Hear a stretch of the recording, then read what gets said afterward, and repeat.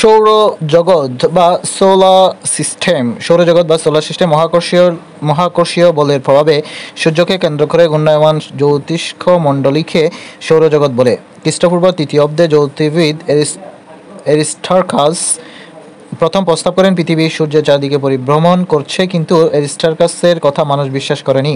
সূর্য সৌরজগতের কেন্দ্রে অবস্থিত এবং পৃথিবী সূর্যের চারিদিকে পরিভ্রমণ করছে। 16 শতাব্দীতে নিকোলাস কোপারনিকাস গাণিতিক মডেল সহ এই তত্ত্ব উপস্থাপন করেন, যা হেলিওসেন্ট্রিজম নামে পরিচিত।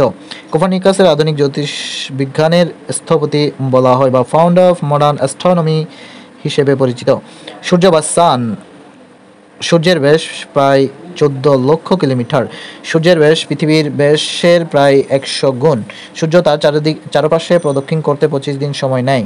সূর্য 55% হাইড্রোজেন, 44% হিলিয়াম ও 1% অন্যান্য গ্যাস নিয়ে গঠিত। পৃথিবীতে শক্তির প্রধান উৎস সূর্য। সূর্যের কেন্দ্রভাগের উত্তাপ প্রায় 15 কোটি ডিগ্রি সেলসিয়াস এবং পৃষ্ঠভাগের তাপমাত্রা আনুমানিক 6000 ডিগ্রি সেলসিয়াস। নবায়নযোগ্য শক্তির অন্যতম উৎস হল সূর্য। পৃথিবী থেকে সূর্যের দূরত্ব প্রায় 15 কোটি কিলোমিটার। সূর্য থেকে পৃথিবীতে আলো আসতে সময় লাগে 8 মিনিট 20 সেকেন্ড। সূর্য পৃথিবীর চেয়ে প্রায় 13 লক্ষ গুণ বড়। সূর্য চাঁদের চেয়ে প্রায় 2 কোটি 30 লক্ষ গুণ বড়। সৌরকলঙ্ক। সৌরকলঙ্ক হলো সূর্যপৃষ্ঠের যেসব অঞ্চলে তাপমাত্রা অন্যান্য অঞ্চল থেকে কম, সেই স্থানগুলোকে পৃথিবী হতে দেখলে কালো দেখায়। ওই কম তাপমাত্রা বিশিষ্ট স্থানগুলোকে সৌরকলঙ্ক বলে। বিজ্ঞানী গ্যালিলিও সর্বপ্রথম সৌরকলঙ্ক আবিষ্কার করেন।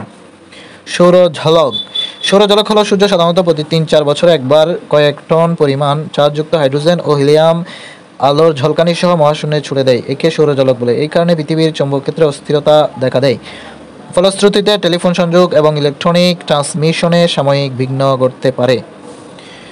সৌরজগতের গ্রহ। সূর্যের 8টি গ্রহ আছে। সূর্য থেকে দূরত্ব অনুসারে গ্রহগুলো যেভাবে রয়েছে সেগুলো নিচে বর্ণনা করা হলো, যেমন বুধ, শুক্র, পৃথিবী, মঙ্গল, বৃহস্পতি, শনি, ইউরেনাস এবং নেপচুন।